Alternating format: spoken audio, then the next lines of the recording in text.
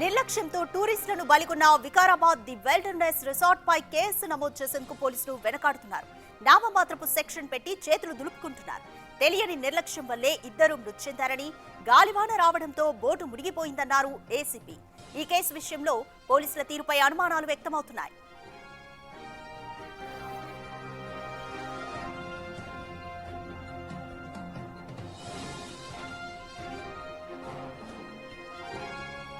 అనుమతులు లేకుండా రిసార్ట్ నిర్వాహకులు బోటింగ్ కు అనుమతిచ్చారు. ప్రతికూల వాతావరణంలో బోటింగ్ చేయడం వల్ల ప్రమాదం జరిగి ఇద్దరు మరణించారు. ఇవన్నీ తప్పులని పోలీసులకు తెలియదా?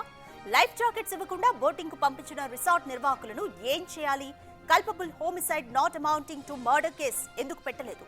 BNS 105 సెక్షన్ కింద ఎఫ్ఐఆర్ ను ఎందుకు నమోదు చేయలేదు? ఎఫ్ఐఆర్ ను చూస్తే ఇవే ప్రశ్నలు తలెత్తుతున్నాయి. అంతేకాదు, ఎఫ్ఐఆర్ లో నిందితుని పేరు ఊసేలేదు. ఎవరి నిర్లక్ష్యం వల్ల చనిపోయారో ఎఫ్ఐఆర్ లో నమోదు చేయకపోవడంతో పోలీసుల తీరుపై తీవ్ర విమర్శలు వెల్లువెత్తుతున్నాయి.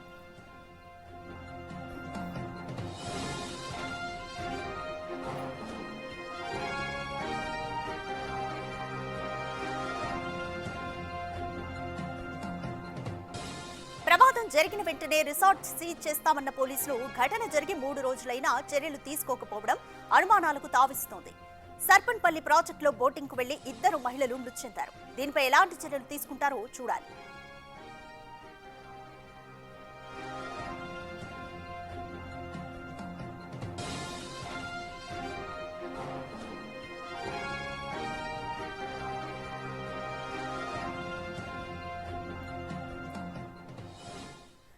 మోర్ డీటెయిల్స్ మా input editor Pavan Kumar live లో అందిస్తారు.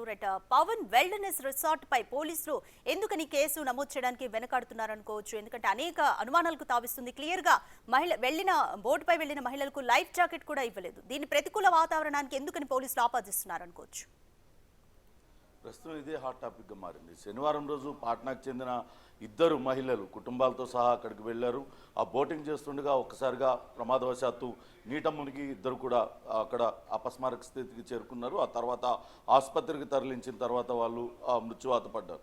అయితే అటు పోలీసులు మాత్రం నామమాత్రపు సెక్షన్ పెట్టి చేతులు దులుపుకున్నారు. ఎక్కడ కూడా అటు వైల్డర్నెస్ రిసార్ట్ నిర్లక్ష్యం కారణంగా మృతి చెందినట్లుగా క్లియర్గా ఆ భర్త ఎవరైతే చనిపోయిన మహిళ యొక్క భర్త పాట్నాకు చెందిన విజయ్ కుమార్ ఆయన చెప్పినప్పటికీ కూడా అందులో ఎక్కడ కూడా నమోదు చేయలేదు. అంటే అక్కడ ఆ రిసార్ట్ నిర్వాహకుడు తన పలుకుబడిని వినియోగిస్తున్నాడు.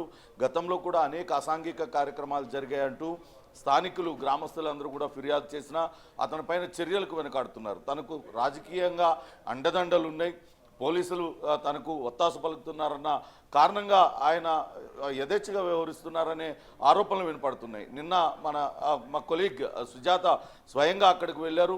ఆమెను భయపెట్టే ప్రయత్నం, ఆమె పైకి కుక్కలను వదిలే ప్రయత్నం. అక్కడ ఏం జరిగింది? అక్కడ ఉన్న రిజర్వాయర్ సర్నాల ప్రాజెక్టులో ఉన్న చెరువుని అన్యాక్రాంతం చేసుకున్నారు. దానిలో బోటింగ్ నిర్వహిస్తున్నారు. దీని అంతటికీ కూడా ఇరిగేషన్ శాఖ నుంచి అనుమతులు తీసుకోవాలి. అక్కడున్న ఇరిగేషన్ అధికారులు ఏమాత్రం స్పందించడం లేదు. నిన్నటి నుంచి అసలు వైల్డర్నెస్ రిసార్ట్లో ఎటువంటి అనుమతులు తీసుకున్నారు, అటు బోటింగ్కి ఏమన్నా అనుమతులు ఉన్నాయా, ఇవన్నీ కూడా తెలుసుకునే ప్రయత్నం చేస్తున్నాం. కానీ అధికారులు ఎవరు కూడా స్పందించడానికి నిరాకరిస్తున్నారు. ఇక పోలీసులు మాత్రం కేవలం గాలి రావడంతో ప్రమాదవశాత్తు మునిగిపోయింది బోట్ అంటూ చెప్పే ప్రయత్నం చేశారు. నిన్న ఆ డిఎస్పీ స్వయంగా అదే మాట బిగ్ టీవీతో చెప్పారు. కానీ ప్రతికూల వాతావరణంలో ఆ బోటింగ్కి అనుమతించడం అటు రిసార్ట్ యాజమాన్యం నిర్లక్ష్యం కాదా, వాళ్ళని ఆ నిందితులుగా ఎందుకు చేర్చలేదు అనే ప్రశ్నకు మాత్రం అటు ఆ పోలీసుల నుంచి ఎటువంటి సమాధానం రావడం లేదు. అటు గ్రామస్తులు కూడా పెద్ద ఎత్తున ఆందోళన చేస్తూ ఉన్నారు. ఇవన్నీ కూడా తక్కువ ధరకు మా దగ్గర నుంచి భూములు కొనుగోలు చేశారు. ముందుగా ఇక్కడ ఆర్గానిక్ ఫార్మింగ్ చేస్తామని చెప్పారు. కానీ దానికి విరుద్ధంగా ఇక్కడ రిసార్ట్ని నిర్వహిస్తున్నారంటూ వాళ్ళందరూ కూడా చెప్తూ ఉన్నారు. గతంలో కూడా అనేక అసాంఘిక కార్యక్రమాలు జరిగాయి. అక్కడ హుక్కా వినియోగం జరుగుతుంది, పెద్ద ఎత్తున పార్టీలు జరుగుతున్నాయి. పోలీసులు మాత్రం చూసి చూడనట్లు తెలుస్తున్నారు. ఆ రిసార్ట్ నిర్వాహకుడుకున్న పలుకుబడి అలాంటిదంటూ వాళ్ళందరూ కూడా చెప్తున్నారు. ఇప్పటికైనా ఉన్నతాధికారులు ఏం జరిగింది, ప్రమాదానికి కారణం ఎవరు, నిజంగానే గాలివాన వచ్చింది ఆ రోజు. మనం ఆ మృతి చెందిన మహిళ యొక్క భర్త ఎవరైతే ఫిర్యాదు చేశారో విజయ్ కుమార్తో మాట్లాడడం. ప్రస్తుతం ఆయన పాట్నాలో ఉన్నారు. తన భార్య అంత్యక్రియలు చేసిన తర్వాత కార్యక్రమాల్లో ఆయన ఉన్నారు.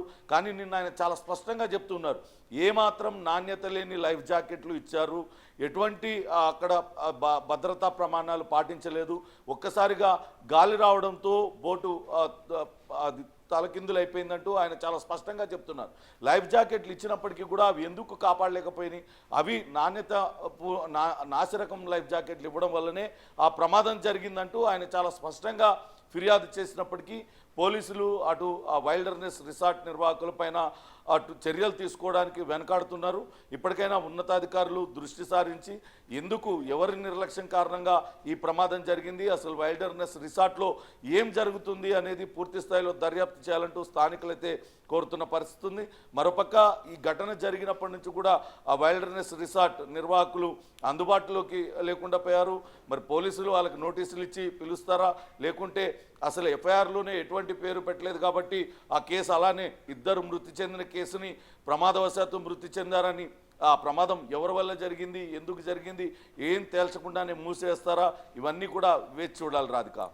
రైట్ పవన్, బిఎన్ఎస్ 106 సెక్షన్ కింద మాత్రమే పోలీసులు అయితే ప్రస్తుతానికి కేసు నమోదు చేస్తారు. అసలు ఏంటి 106 అండ్ 105 106 కున్న తేడా ఏంటి, ఎందుకని పోలీసులు అంత ధైర్యం చేయట్లేదు?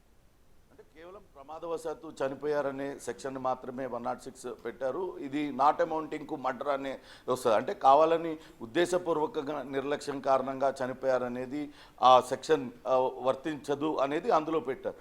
కేవలం నిర్లక్ష్యం ప్రమాదవశాత్తు చనిపోయారు అనేదే అందులో సెక్షన్లో పెట్టారు. కానీ ఎవరి నిర్లక్ష్యం కారణంగా ఈ ప్రమాదం చోటు చేసుకుంది, అక్కడ అటు రిసార్ట్ యాజమాన్యం నిర్లక్ష్యం చాలా స్పష్టంగా కనపడుతుంది. అటువంటి బోటింగ్ చేసేటప్పుడు గజీతగాళ్ళు దగ్గరలో ఉండాలి, గజీతగాళ్ళు లేరు. ఖచ్చితంగా లైఫ్ జాకెట్లు ఉండాలి, లైఫ్ జాకెట్లు నాణ్యత పూర్తి నాసిరకం లైఫ్ జాకెట్లు ఉన్నాయి. ఇవన్నీ కూడా ఉల్లంఘనలు అడుగడుగునా కనిపిస్తున్నా పోలీసులు మాత్రం ఎందుకు ముందుకు వెళ్ళడం లేదు దర్యాప్తుకి, ఎందుకు ఆ వైల్డర్నెస్ రిసార్ట్ యాజమాన్యాన్ని విచారణకు పిలవడం లేదు, ఎందుకు నిందితుల జాబితాలో చేర్చలేదు అంటే అపరిమితమైన రాజకీయ పలుకుబడి ఉంది. గతంలో అటు బీఆర్ఎస్ నేతలు అక్కడ స్థానికంగా ఎమ్మెల్యేగా ఉన్న సమయంలో ఆయన అండదండలు ఉన్నాయి, ఇప్పుడు ఉన్న వాళ్ళ అండదండలు కూడా పూర్తిగా ఉండడంతోనే ఈ రకంగా వ్యవహరిస్తున్నారు పోలీసులు అనే ఆరోపణలు అయితే స్థానికంగా వినపడుతున్నాయి. అయితే పోలీస్ ఉన్నతాధికారులు జోక్యం చేసుకుంటే ఈ నిజాలు బయటకు వచ్చే అవకాశం ఉంటుంది. అటు నిర్లక్ష్యం కారణంగా ఇద్దరు ప్రాణాలు బలికొన్నారు. ఆ నిర్లక్ష్యానికి కారణమైన వైల్డర్నెస్ యాజమాన్యాన్ని కఠినంగా శిక్షించాలంటూ స్థానికులైతే కోరుతున్న పరిస్థితి. అంతేకాకుండా అటు ఆ చెరువు ఒడ్డున అనేక తాత్కాలిక నిర్మాణాలు చేశారు. ఇవన్నీ కూడా ఇరిగేషన్ పరిధికి వస్తాయి. మరి ఇరిగేషన్ శాఖ అధికారులు ఎందుకు వెళ్ళి తనిఖీలు చేయడం లేదు, ఆ బోటింగ్కి ఎలా అనుమతి ఇచ్చారు, ఇవన్నీ కూడా ఇరిగేషన్ శాఖ ఉన్నతాధికారులు కూడా దృష్టి పెట్టాలి. వెంటనే దీనిపైన చర్యలు తీసుకోవాలంటూ అటు గ్రామస్తులు అయితే డిమాండ్ చేస్తున్న పరిస్థితి ఉంది Radhika. Thanks for the update Pavan. Right, the wilderness resort లో సర్పన్పల్లి ప్రాజెక్ట్ లో బోటింగ్ కు వెళ్లి ఇద్దరు మహిళలు మృతి చెందారు. అయితే బోటింగ్ లో వెళ్లిన సమయంలో సరిగ్గా అనుమతులు కూడా లేవు, మహిళలిద్దరికీ కూడా లైఫ్ జాకెట్లు కూడా ఇవ్వలేదు. వీటన్నిటిపైన కేసు నమోదు చేసేందుకు మాత్రం పోలీసులు నామమాత్రంగా బిఎన్ఎస్ 106 సెక్షన్ ని పెట్టేసి చేతులు దులుపుకున్నారు అన్న అనుమానాలు వ్యక్తమవుతున్నాయి. రాజకీయ అండదండలతోనే యాజమాన్యం ఇలా చేస్తుందన్న అనుమానాలైతే వ్యక్తమవుతున్నాయి.